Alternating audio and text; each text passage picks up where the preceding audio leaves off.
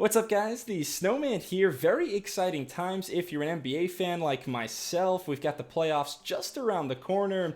Today I've got my 2023 postseason preview. We'll talk about the play-in tournaments in both conferences and then dive into the first round, analyze all the matchups, the players, the coaches, discuss which teams have the edge in certain areas, and then at the end I'll fill out my postseason bracket, make some predictions, and try to guess who the 2023 champion will be. Let's pull up our finalized playoff bracket. This is how everything shook out in both the West and the Eastern Conference. Play-in tournaments are this week. In the West, we have the Lakers against the T-Wolves. LA catching them at a good time as Minnesota will be without Naz Reid, likely Jaden McDaniels, and who knows about Rudy Gobert coming off punching his teammate during that in-game huddle. Pelicans and Thunder are in the 9-10 game. I think we're probably headed for the Lakers being the 7th seed and that 8th spot, maybe a toss-up between New Orleans and Minnesota. In the East, Miami solid 5-point favorites against Atlanta in the 7-8 game. I'm really hoping the Heat win, set up that matchup versus the Celtics, which we've seen in the playoffs very frequently the last decade plus.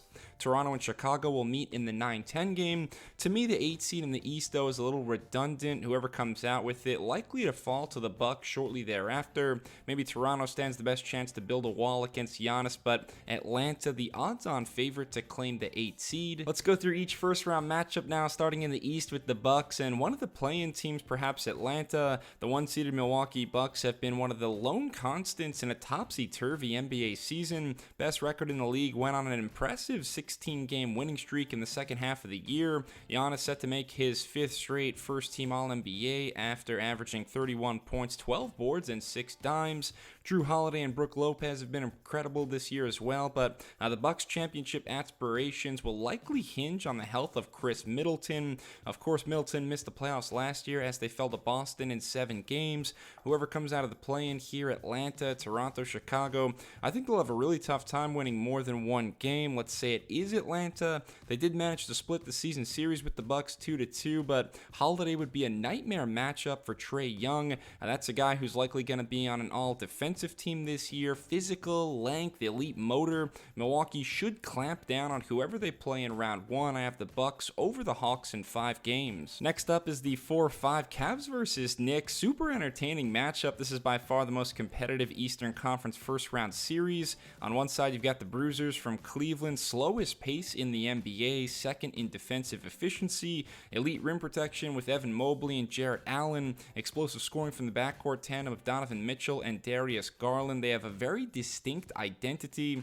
In the other corner, you have the Knicks, who are equally as tough, but tend to get it done more on the offensive end. Number 2 this year in offensive efficiency. Julius Randle with a big-time bounce-back year, and New York 3-1 against Cleveland in the regular season. That's including a recent 48-point scoring outburst by Jalen Brunson. It's a truly awesome 4-5 matchup. We have 2 top 5 clutch time scorers this season in Mitchell and Brunson, and that's a player rematch of the Western first-round series last year, Jazz vs. Mavs. I do think the Cavs get it done here. They're a little bit more consistent to me. Great home court advantage. Cleveland wins it in the full 7 games. The 3-6 matchup in the East is set in stone as Philadelphia versus Brooklyn. Lots of pressure on the 76ers as all the other top teams in the East have made the finals since LeBron left the conference in 2018.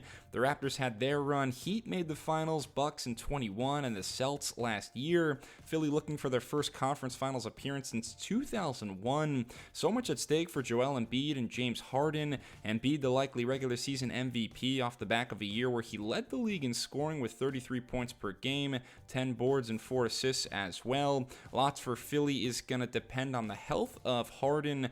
Meanwhile, the Nets haven't experienced the precipitous drop-off that everyone anticipated when they traded away KD and Kyrie. Mikal Bridges has more 40-point games the last 2 months than his first 5 years in the league. Brooklyn is a great story, plenty of depth on the wings, but I see Embiid being too much for Nick Claxton inside. I'll take the 76ers in 5 games. Last first rounder in the East, a series that I hope is Boston v Miami. The Celtics have had an up and down year, at times looking like absolute world beaters. I think of that 41-point win over the Bucks a couple weeks ago. Other times, though, they leave a lot to be desired. Blown leads left and right during the second half of the season. They lost a 28-point lead against the Nets post KD Kyrie trade. Despite that, you'd be hard-pressed to find a better combo on the wings than Jason Tatum and Jaylen Brown. Boston, the only team in the top 5 of offensive efficiency and defensive efficiency this year. They're also number 1 in net rating, but they're in for a real bar fight against Miami. If the Heat can win their play-in game, this is an extremely tough first-round draw. Miami's going to slow it down. They had the second slowest pace in the regular season. They're going to be physical, try to grind you into submission, and hope that Jimmy and Bam can close late. The Heat and Celtics with some recent playoff history, 2 conference finals matchups in the last 3 years. Of course, last season it came down to a Butler missed 3 at the end. I think we're all in for a real treat if this is the matchup. Give me Celtics in 6. Shifting over to the Western Conference in the top right, number 1 Denver set up against perhaps the Timberwolves or the Pelicans. I mentioned the pressure on Embiid and Philly. Well, Denver's right up there with them. If Jokic doesn't deliver these playoffs, the critics will be coming out of every corner. Joker had another phenomenal regular season, led the league in a number of analytical categories: PER, win shares, box plus minus, had a true shooting percentage of over 70%, so off the charts efficiency. And the Nuggets have such an awesome starting 5, but desperately need the Bruce Browns, the Jeff Greens, and Christian Bronze to step up off the bench. They just need to be able to survive the non-Jokic minutes, whether it's Minnesota, New Orleans, or even the Lakers as the 8th seed. The Timberwolves are in a real disarray right now. They're still a little young, not quite mentally tough enough to challenge the Nuggets in my opinion. Pelicans without Zion, not enough firepower for them, and I'm going to assume LA gets the 7th seed and doesn't play Denver here. Therefore, I'll have the Nuggets advancing in 5 games. The 4-5 matchup out west is a real dandy. Phoenix versus the LA Clippers. We get Kawhi versus KD. The Suns still haven't lost a single game with Kevin Durant in the lineup, and they seem to be finding their rhythm offensively. They've kind of load managed Chris Paul throughout the regular season, but now in his 15th playoffs, we'll see if the Hall of Fame point guard has anything left in the tank. Regardless, the Suns have the most intimidating offensive duo in these playoffs with Durant and Devin Booker. If Paul George of the Clippers returns from a sprained right knee injury early in this series, it's actually an awesome matchup. 2 colossal heavyweights and some of the best wing scorers on display that you'll ever see. In fact, Kawhi Leonard since January 1st averaging 27 points on insane 52, 46, 90 shooting splits. It's been a long time since we've seen healthy Kawhi in the playoffs. Russell Westbrook has been rejuvenated, really pushing the pace in a great way for the Clippers. We get the Russ versus KD piece. I hope George comes back and is healthy. If not, this could be Suns in 5, but if PG is on the floor, I could see it going all the way to 7. Suns surviving by the skin of their teeth. The 3-6 matchup is the battle for Northern California, Sacramento and Golden State. The Kings back in the playoffs for the first time since 2006, ending the longest active playoff drought across North America's main 4 leagues. The New York Jets now holding that distinction. The Kings are a high-octane, explosive team, number 1 in offensive efficiency. In fact, at 119.4, they have the highest offensive efficiency of all time. De'Aaron Fox and Domantas Sabonis form a lethal pick-and-roll combination. Sacramento, the 4th best team in clutch time net rating this year. The lone question mark, how much will the lack of playoff experience hinder the Kings? They're going up against a franchise that has all the playoff experience in Golden State. The Warriors had the worst road record for a defending champion in the history of the NBA this year, so they're going to find it immensely difficult to steal a game in Sacktown, but I trust the championship DNA of the Warriors. Hopefully Andrew Wiggins is finally back on the court for them. The Kings have been an awesome story, winning the Pacific Division with something like 250 to 1 odds in the preseason. I just feel like this is a big brother, little brother situation. Give me the Warriors in 6. Final first round series is the one that I'm most interested in. 2-seeded Grizzlies and likely 7-seeded Lakers. Memphis starting out so hot, but they're catching some bad luck at the wrong time. No Steven Adams or Brandon Clark in this series. Not exactly what you want when Anthony Davis is on the other side. The Grizzlies great overall defensively, but score a lot of points in transition. Their half-court offense pretty mediocre all things considered, which could hurt them as pace slows down in the playoffs. Of course, a lot of that will fall on the shoulders of young superstar Ja Morant. Meanwhile, the Lakers have the best record in the West since the All-Star break, 16-7 to wrap up the season. The Westbrook trade has completely turned their fortunes around, acquiring solid starters in Beasley, Vanderbilt, and D'Angelo Russell.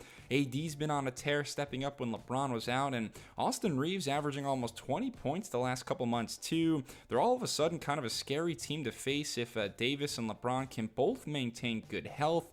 This is my upset pick in the first round. I'll take the Lakers in 6 games over Memphis. Rest of my bracket now, I'll run through these fast. In the East, I like Milwaukee to roll over the Cavs in 5. Again, Milwaukee, the one single team that I have confidence in over the next 2 months. Boston-Philly will be an epic rivalry series, many great battles over the years. I think this is the year that Philly finally gets over the hump and wins on Boston's home floor for Game 7. Western Conference, I just don't think Denver has enough in place to support Jokic in a series versus the Suns. That's asking a ton from guys like Aaron Gordon, MPJ, so Suns in 6 there.